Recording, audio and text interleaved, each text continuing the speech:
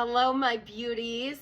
How's everybody doing today? I hope you guys liked Myth Monday. I know it was a little delayed. I had some technical difficulties, but it's fine. Everything is fine now. There was like a storm last night. It's fine. Everything's good. Now, that's funny because I just talked about that in Myth Monday, but it really is fine. It's actually cool because it's posted now.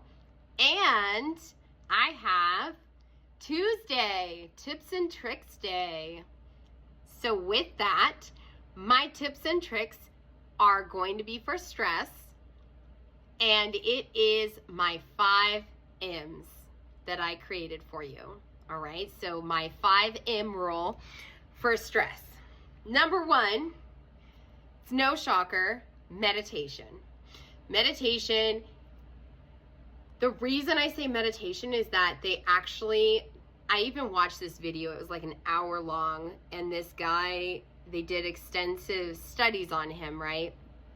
Now, he didn't have really bad neural pathways. It's not like he was like he didn't have early onset Alzheimer's or anything. But he actually did all these tests. He went through all of these studies, right? They had him all hooked up, and then he went through this challenge. They looked at his brain waves and how things were functioning, lighting up, which if you listen to my podcast, I talk a lot about your brain and how certain parts don't light up after trauma. So you are physically and mentally incapable of doing certain things. Meditation increased his light up factor. So they said that he did continuous meditation for months. He went back and they looked at the neural pathways, and there was more lighting up, meaning it was building neural pathways. Now science has proven that it can actually reduce the chances of getting early onset Alzheimer's or even Alzheimer's, and it can actually improve some of those symptoms. It can even improve like Parkinson's. It can actually improve your whole body's equilibrium. Why? Because when we're hyper aroused, like I talk about in my podcast, when you're hyper aroused, then you have all this stress response. The stress response gets larger and larger. Why do you think it's so hard to sit with meditation? Meditation does the opposite, right? It relaxes you. So if you are super hyper aroused and your stress is like on a 10 out of 10, it's like an 11 or 12 or fucking 50, then it's going to be the hardest thing in the world to sit with that meditation. Sit in that discomfort, motherfucker. Sit. Number 2. Mindfulness. Now, that's not sitting there and saying, I see that I'm getting gaslit. I see that I'm stuck at a light. I see that this person is in front of me and they're super slow. You're bringing yourself into the present moment instead of focusing on the what ifs and what should be and what could I have done differently. You're focusing on the here and now. What you're doing is that you're actually telling your body, this is where I'm at right now, but say for like traffic, this is where I'm at right now, but are you going to be there forever? Are you eventually going to get out of that traffic? Yeah. Everything works out when you start focusing on the present moment. The ways that you can do that, you can do like 5 deep breaths. I do it with my kids sometimes.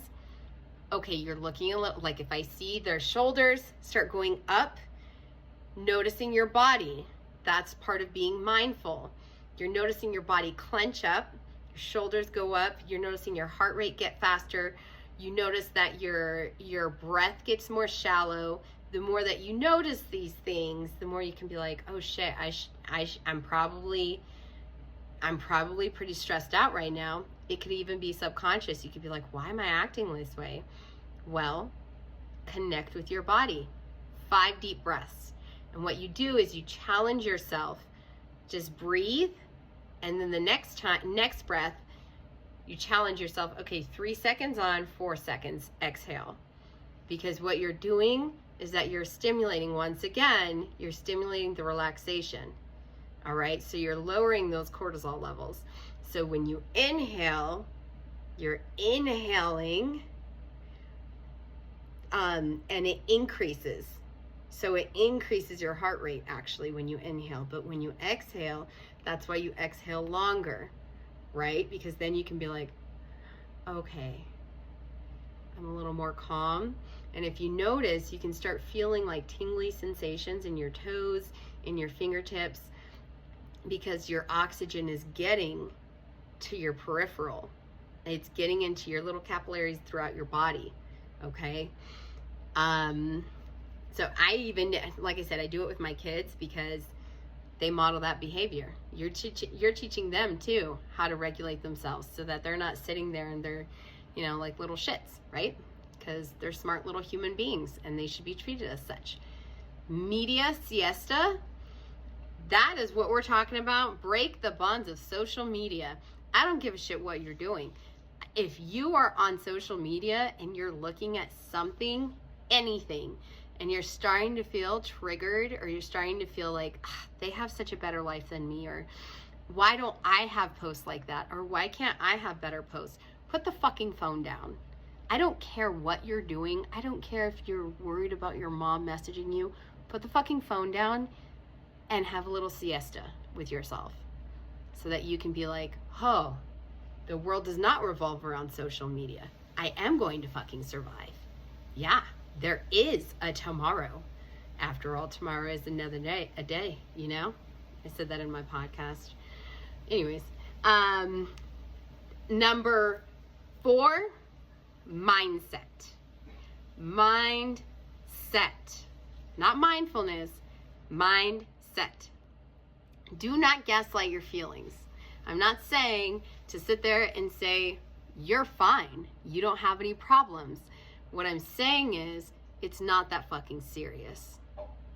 So when you're looking, again, if you're looking at some situation and you're saying, man, she got a raise, why didn't I get a fucking raise, right? Well, maybe because you're sitting there and you're saying that, right? You act like people don't listen to you and hear what you're saying. I know, because I used to do that shit. Like, what the fuck? How come I don't get that? Oh, it's because I was complaining. I see, like, little bitch. Anyways, it's really hard for you to get out of those patterns, okay? It's hard for you to get out of that mindset. But just try. Accept that your feelings are valid, but also accept that everybody else's feelings are valid. When you can do that, you can actually train your brain.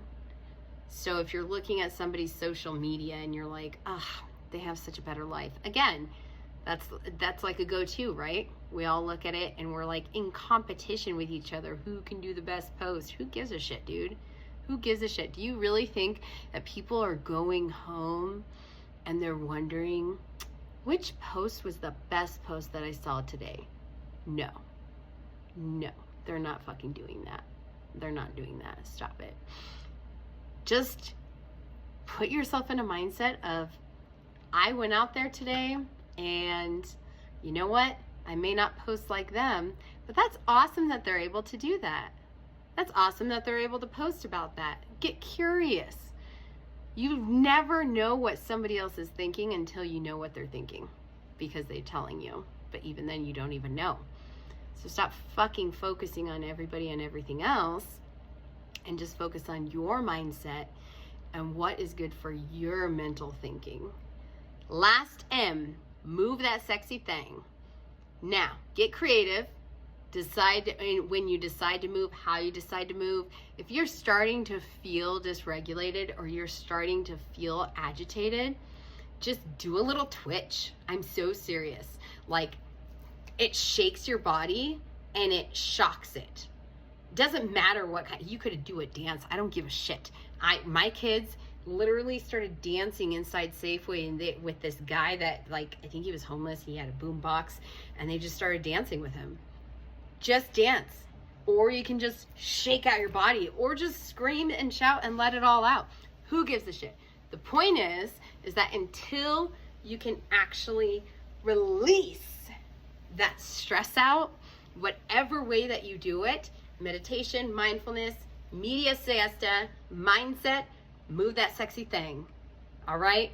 Remember those, try them out. I'd love to hear how they work.